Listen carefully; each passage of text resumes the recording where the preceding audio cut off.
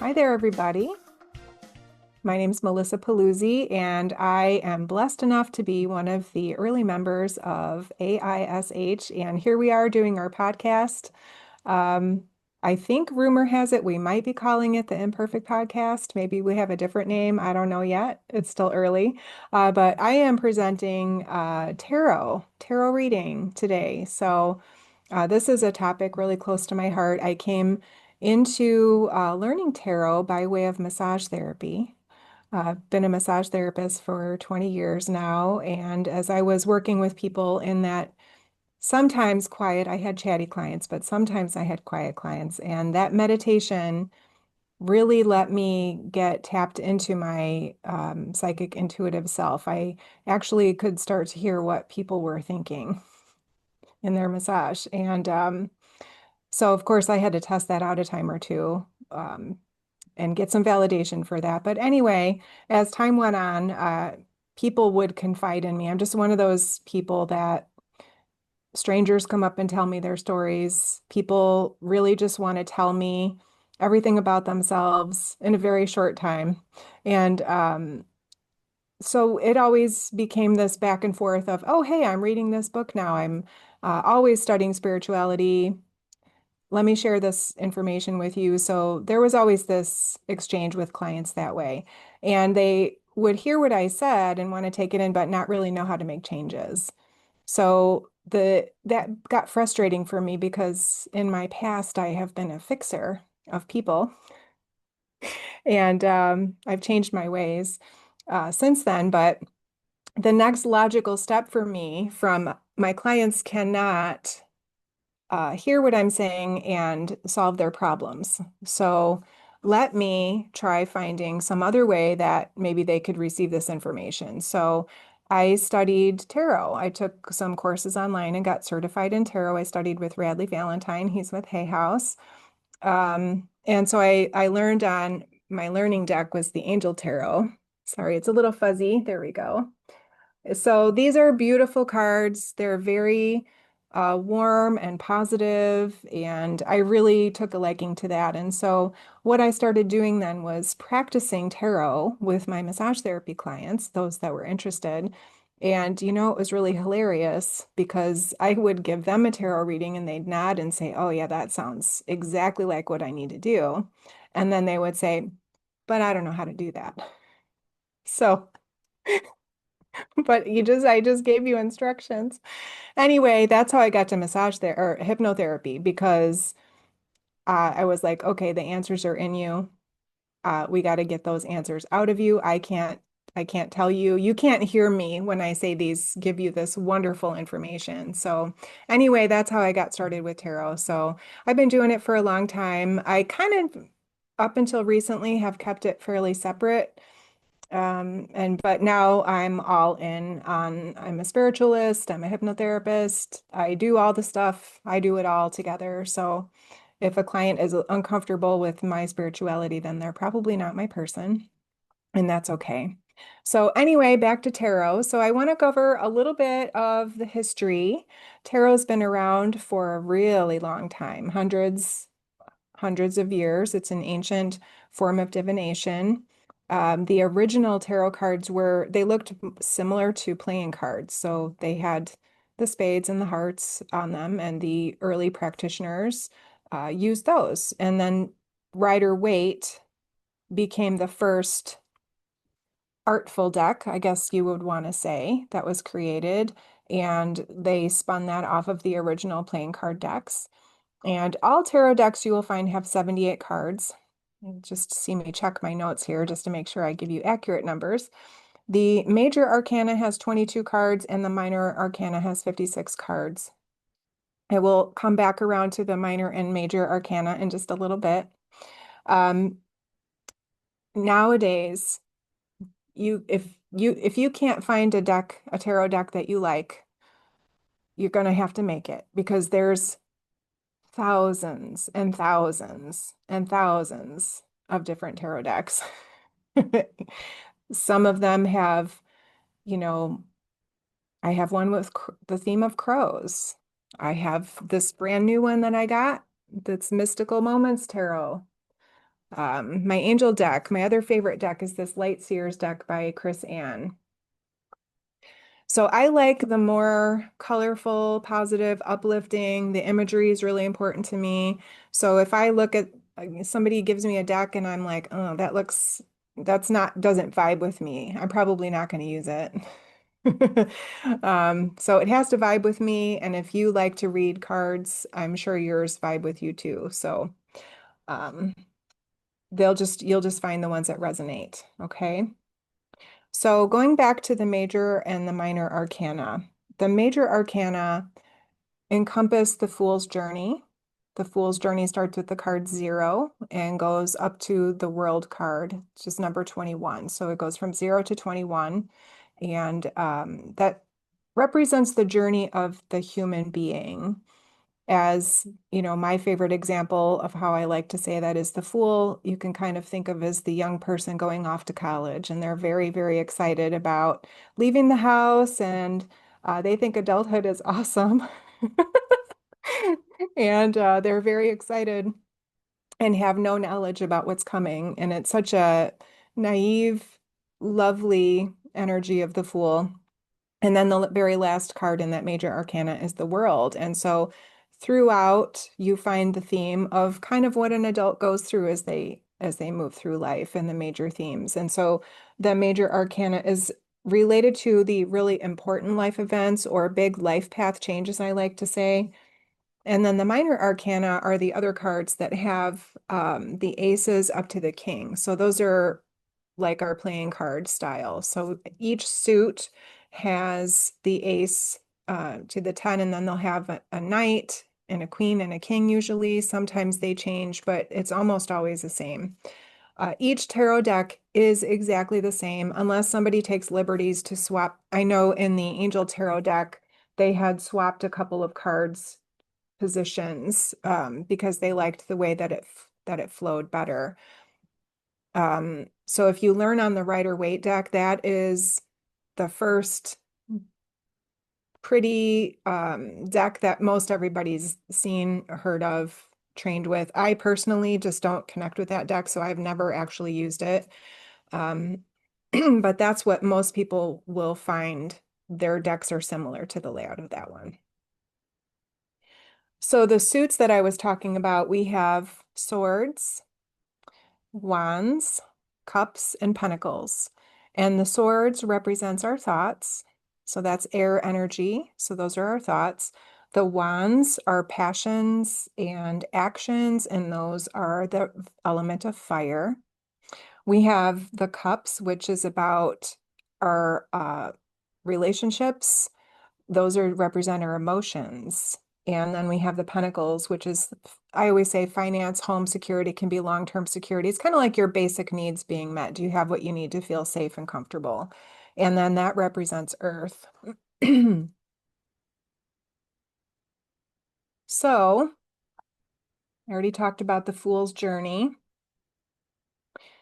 The minor arcana, that ace through 10, those are broken down into pip cards.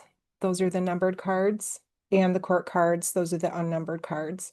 So if you play cards, you'll recognize that layout. Excuse me.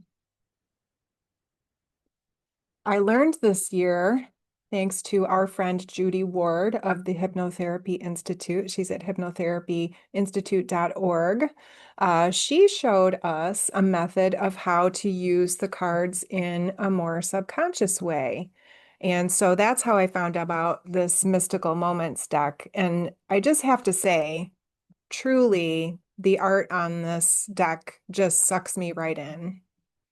It just draws me right into the image and it taps right into my feelings. So that's not something that's very easy for me, but it just drags it right up here for me. So I get to take a good look at it. So the imagery in those is really profound to me. And so how Judy taught us to use those was to have our clients tell us everything that they observe and see on the card, and then go into that, close their eyes, and be one of those people or whatever they want to choose on the card.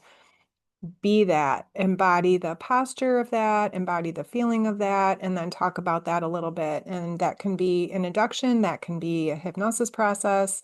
Um, and I have found that that has been really remarkable to get somebody into their feeling state and to get an idea about what they're dealing with right now that they might not even know. So it's a pretty fast way. So thank you, Judy. I have really enjoyed that, and so have my clients. And really gets down to the heart of the matter. So I do teach tarot. So maybe someday I'll see somebody watching this in one of my future tarot classes. For those of you that are interested to learn tarot, I do have a systematic way that I teach tarot that makes it easier than anything that I have seen out there. I break down each section into chunks. We talk about what all the different numbers mean. I give you easy ways to retain the information, and then we do some practice too. So that's fun. Um, and you don't have to. I know Kelly's going to tell me later that she just uses a tarot intuitively, and there's nothing wrong with that. You absolutely can use the tarot intuitively. I just know that there are people out there who are like, if I'm going to be a tarot reader, I want to study tarot. You're going to end up using it the way you want anyway. So, but if you want to learn it, I'm happy to teach you. Not trying to talk myself out of any students or anything. Um, but I think that just some people just really need that confidence building of having a training and having a certificate, and they like that they can show people that they had the training and they can call themselves that. And so, I really am happy to teach that class. It's one of my favorites. And I give lots of material, lots of handouts, and practice decks. So it's fun. I do want to talk a little bit about tarot cards have a bad reputation. And it's kind of silly. It is silly. But somebody somewhere said that tarot cards were cursed by the devil. And if you use them, you are for sure going to hell. And, I disagree with that wholly, completely, heartily. Um, Especially if people are willing to use an oracle deck. Their Oracle, I'll tell you a little bit about the difference between Oracle. Oracle deck is a deck that is created by anybody. There is no standard format. You can literally create whatever drawings and artwork you want. You can literally attach whatever meaning you want to those cards. They have no minimum, no maximum number of cards. So those are at the artist creation whim, so to speak. And if you're going to do oracle cards, I really can't honestly see why that would be different from tarot and why poor tarot gets the reputation of being cursed. Anyway, I'm going to tell this little story because somebody somewhere is going to have this happen. I was at an open house expo and I was doing free mini card readings as part of launching myself for my business. And there were some people there that dealt in crystals. And one of the fellows was this huge Celtic looking man, huge. And all day long, I hear him talking about how when you get the crystal, you got to clear the crystal and then you have to command the crystal to tell it to do what you want. You're commanding the crystal all day long, talking about this and talking about fairies and talking about all kinds of stuff. And then I come out of there with my goddess oracle deck. And I'm just asking anybody if they want to pull a card. So I got my cards fanned out. And in the middle of this busy room, he puts his hand over my deck and says, hold on a second. Is this tarot? And I said, it's the goddess deck. And he goes, but is it tarot? And I was like, it's my goddess deck. But is it tarot? So dramatic. And I was like, it's an oracle deck. And he goes, oh, okay then. I wouldn't touch a tarot deck to save my life. You got demons attached to you. And he is going this middle of this room. He's broadcasting this.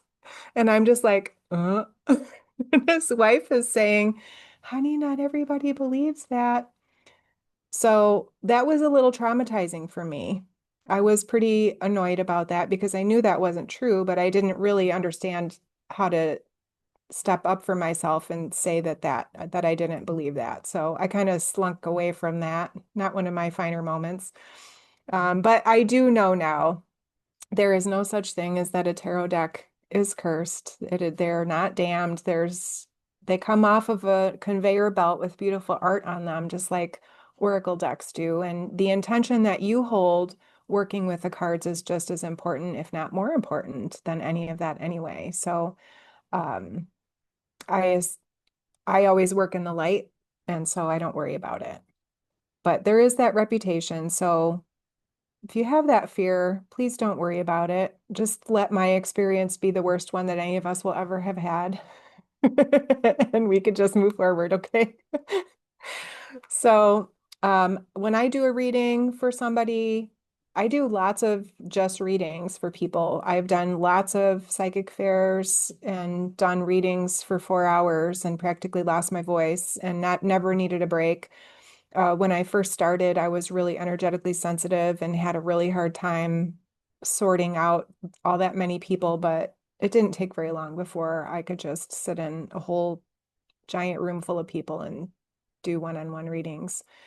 But now I do them in my office. And what I like tarot for is, yes, I know the system of tarot, and that helps me, but really that is a visual aid for me to connect with my inner wisdom, my higher wisdom. I always call in my guides and angels. I ask my guides and angels to speak to my clients' guides and angels.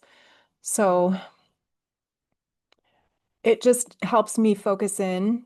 So not only am I understanding the system of tarot, but I'm also really looking at the images and I'm listening to my clairaudience and I'm paying attention to the ticker tape running in the base of my skull and getting all of this information from everywhere. And it's really amazing to me. Tarot works so well. It's just it's just never wrong. And I don't, when I lay out a reading for somebody, I ask them to just think about what advice they need. If they don't need any advice, then just what's for their highest and best good. And I say, please just keep that to yourself until after I tell you what I see is on the table. And I haven't had anybody say that that did not resonate with them. And then sometimes I pull some clarification cards from an oracle deck or a different deck, and I can't even tell you the many amounts of times when those cards tell exactly the same story. It's astounding to me. So I just really enjoy doing readings. They're a lot of fun. They're artistic. They're visually appealing. Um, I really enjoy it, and I really love to teach it. So soon, I hope we'll have everything available for our members to be able to get going on these classes. So I have no idea where I am on my time frame, but I think it's probably about time for me to take questions. So who has questions? What do you want to talk about, ladies? Well, first of all, I just want to say that, to your point of what you mentioned about how it just works, right? How many tarot readers do you hear them say the cards never lie or I can't make this up? Can't make it up. It goes from one to the other to the other to the other. And they say this is why I love tarot, Hmm. because there's just so many confirmations as you go through a reading like that. And Hmm. one thing I will say is you're right. Everybody has a different way to approach reading cards. And like you said, you went through the formal training. And some people, that's just how they like to learn, and that's how Hmm. people need to build their confidence. And Hmm. then, there's no right or wrong way to do it. Right. And for me, I'm self-taught. So I just naturally gravitated towards teaching myself because that's just what I've always done. You know, Hmm. having said that, I need to take your class because I want you to know that I've been doing this for years, but I just learned a lot Oh, about this. And I do these readings all the time. I did not know the history of tarot. I didn't know it was the journey. And when you said about the fool was the one that was just like going off to college, it's like, boy, he didn't know how life is going to start lifing, right. right? Hence the need for tarot. Yes. Yes, So yes, I because just really eventually, enjoyed that. yeah, Thank you for that. I'm yeah, taking you're your welcome. class. Okay, Kelly, I'd love to have you there. Love to have you there. Be fun. And I Anybody need a else? reading. Yes. Anybody Oh, else? but can I also say something about the guy? Yes. Oh yeah, the guy. I'm not going to take too much time, but a lot of people are fear-based, Uh-huh. and you're going to get those people. Yep. And what I took from that was two things. Number one is that people speak things into truth, Mm-hmm. right? So that's where his vibration lies. Mm-hmm. So that is his truth, but that's by choice, Mm-hmm. you know? And you work from light Mm-hmm. and high vibration. So that's not a concern from you because that's not in your belief system, Right. right? So everybody's different and you can't really talk people into stuff like that. But I would ask you, how many people have since then, have you ever had that experience Yep. again? No, I had one lady who was a little nervous about it because of her faith that she Mm-hmm. practiced. But it was funny because I'm using my angel tarot cards and she's saying, okay, let's do an angel reading. Mm-hmm. And I'm like, okay. It's Right. got the word tarot right on the box, but she's like, I'd really not rather not have a tarot reading, but I'll do an angel reading. Exactly. That's why you need to have 100 decks. Pick one. Pick one. So I need 100 decks, Melissa. Well, I do have probably about 12, Yeah. but I really only use my favorites, Yeah. really. Just I know them. It's like an extension of my hand. I just Mhm. know them, Right. and that makes me comfortable. I will say this too, though. The flip side, what I was saying, I got two things from that experience with that guy. The other part of it is that everything's energy, right? Hmm. So sometimes, well, all the time, our clients are a mirror for us. Will show us where our confidence may not be. I Hmm. bet I Oh bet that yeah, was a long, long, long, long, long, long, long, long, long time ago, it right? was. You should have seen my face. Right. So that was your opportunity to gain your more confidence in that. And now you would have an answer for that, I right? would, So yeah. Now it I would just have, shows us where our growth is. Yeah, that's pretty yeah, cool. yes. And that's kind of how I learn. I have to be in the situation to get the in my face moment. Hmm. Right, Yeah. right. I do So, have another, well, I'll let somebody else ask a question. I'm going to chime in, Kelly. Melissa, thank you so much for the information. Just one thing that I would appreciate clarification on. I deem in my world all decks as divination tools. mhm. So is there a specificity in terms of tarot as opposed to any other type of divination deck? It's only the fact that they have a standard makeup of 78 cards, 22 are the major. That's all. They are all decks. I agree with you. Any kind of card actually could be used as a divination card. Anything actually could be used as a divination item. But yes, as far as card decks go, tarot is only called tarot because it's got that system. Oracle just doesn't have a system. It's whatever the artist wants to include. And could not tarot be defined as an oracle? Hmm. Yeah, it is. Okay. It is in the definition of oracle as knower or knowing. Yes, tarot is also an oracle. It's It's just just more systematic and organized in terms yes, of for each. yeah, Okay. Okay. yes. They're Thank you. almost all exactly the same, just the art is different. Okay. Thank you. You're welcome. Thank you for Love that your question. And I Okay. ask because I have, I'm going to interrupt Kelly again. I ask because I have, okay, this is a conservative amount. 65 different Oracle decks.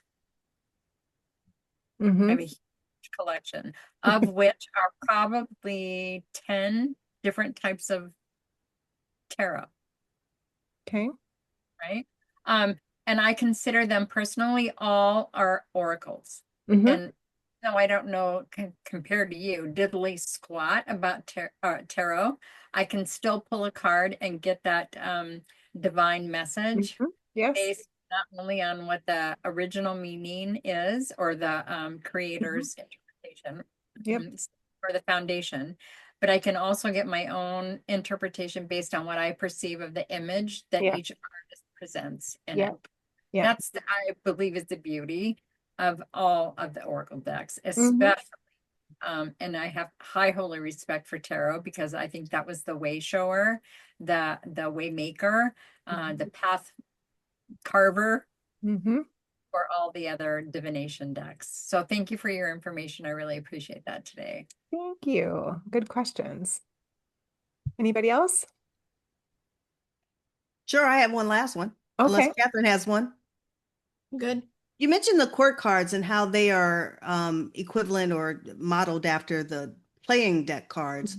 Mhm. There's the king, there's the knight, the queen, the king. We know that the emperor, empress is the major arcana, but what about the page? What is that considered? The page is one of the court cards as Okay. well. Yeah, Mm-hmm. I didn't mention the page. So it's interesting. I find those to be the most complex cards when I'm doing a reading because sometimes they can be people in your life, sometimes they can be you, sometimes they can be situations, and you don't really know until you look at the whole reading all together. And that might be a good time to ask questions Mm-hmm. too. And then to make it a little bit even more complicated, they're all associated, those cards are all associated with an astrological sign. So, if you've ever gotten a reading and say, oh, looks like a Leo is coming into your life. Well, they've got the King of Wands there. Mm-hmm. Um, so it's got a lot of layers of meaning to that. But yeah, the pages are, if you think back to the days of kings and queens, they were the young people that came in to hand out the scroll to the king to get the message. So they are message deliverers. Mm-hmm. Yeah, so those are part of the court system. Thanks, Kelly. One last question. Sure. Because this is interesting because you dovetail both your education, your training with your intuition. So, what point did they sort of merge together? Or did they always? No, they did not always. I kept everything super duper separate. Mm-hmm. I didn't talk much about the intuitive work with the massage clients unless they specifically said they wanted it. If I mentioned it and they said, "Ooh, I want to do a reading," then I knew they were okay, safe people. Mm-hmm. I kept my spirituality in the closet for my husband for a really long time because he's more, he's an engineer type mind and he's doesn't really have a spiritual foundation. Left-brained. But we have fantastic mutual respect and neither of us is trying to change each other. So, anyway, eventually, so I've been keeping all of this in big compartments. And even when I became a hypnotherapist, I kept hypnotherapy separate from massage, and the card people aren't getting note because that to me initially kind of brought down my expertise and professionalism. And then all of a sudden, it got too hard. It got too hard to be me because I was doing all of this spiritual study, not letting any of these other parts of me have this conversation. And I was not being my authentic self at all. So I decided to just let the cat out of the bag. Let the fur And fly. yeah, and it's funny though, I talk about my husband who's so scientific, but I remember getting a new deck and leaving it on the couch because I was going to study it. And the next day I looked and I could see some of the cards had been disturbed. And I said, "Did you touch my cards?" And he goes, "Well, yeah, I was looking at them." I'm like, "You were looking at my tarot cards?" He said, "Yeah, I wanted to see what was on them." And I was like, "Oh, well, you're not supposed to touch them. Those are mine." I Scared have, him to death, Melissa. I said, "I have to clear them all again now." But it's a funny little joke now about he's not supposed to touch them. But I was just thought it was really funny that I finally decided to fess up to what all Mm-hmm. these interests were, and all of a sudden it created an interest for him. And so as I've really become my true self here now, and I don't give a rip anymore what anybody thinks about that I do tarot or spiritualism, or I don't care anymore. They don't like it, they can, but he has come along. Like he tells people about me. Oh, my wife, she does all, she like, I'm like, oh, he's talking about me. So that is not, I'm not answering your question, but Yes, eventually I just said they all have to come together. So now I use your term, Kelly, when I tell people, well, I'm a spiritual girl. So, you know, I I can draw on a lot of spiritual practices if that is something that you're interested in. So I've Good for you, enjoyed Melissa. really yeah, I can't not be myself. I tried that long time. It doesn't Right. work. So the spiritual cat is out of the bag.